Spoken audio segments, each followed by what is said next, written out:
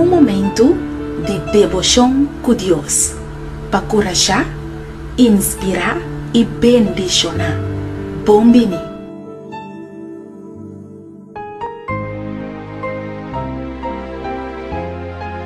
Feliz mainta bendicionar a mitad de Felicia e awe e título de nos devoción ta Remédio pa soledad.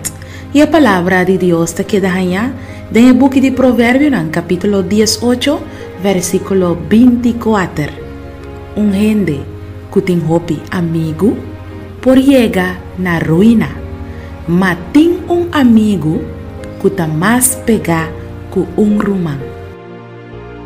Jesús estaba teniendo un corazón suave para tur suyunan y verdaderamente está comprender que cota soledad. Ora que estaba tata den el hofi de Getsemaní, preparando para enfrentar el momento de más difícil y doloroso de su vida, estaba teniendo mester y estaba desear el sostén de su amigo de más cerca.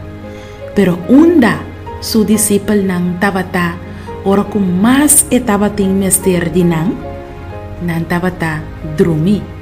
Su sostén y su consuelo tabata den su tata celestial. Alabase a Dios, que ta botata tambe y que ta estimado con un amor eterno. Querido oyente, ora como mira un amigo, un ser estimado, o hasta un extranjero que te muestra opi solitario ser un amigo pe. Opi viaja un visita of un extranjero ta canadrenta iglesia y sinta den e banquinan de iglesia suso. Anto en vez de gisbira bisele bom mini, Dios bendicionado, feliz sábado, vai e cai sinta banda de je para sobra timbiar el lugar de más solitario ta de un sala yen de gente. Así nata vai y compartir Dios su amor con otro nan.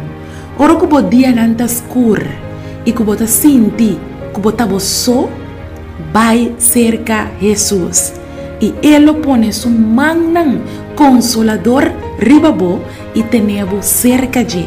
No tem mejor lugar para botar que no está cerca de Jesús. Jesús da el remedio para vos soledad. Palabra de Dios avisa-nos hoy en Proverbio 18:24. Un gente que tem hopi amigo por llega na ruína, mas tem amigo que está más pega que román. Danke a Dios. Laga-nos reza. Doce Jesus, danke pa aduna-nos awe e remédio pa soledad. Abososa con quebrar nos coração ta e com timbiar soledad ta bate-nos. Pero abo primitinos awe, ko abo ta nos amigo, tem amigo que ta mais pegar que román. Oh Senhor Deus, queda junto conosco e nunca riba-nos na ruína, pero láganos está seguro de embobraza en el nombre de Cristo Jesús. Amén.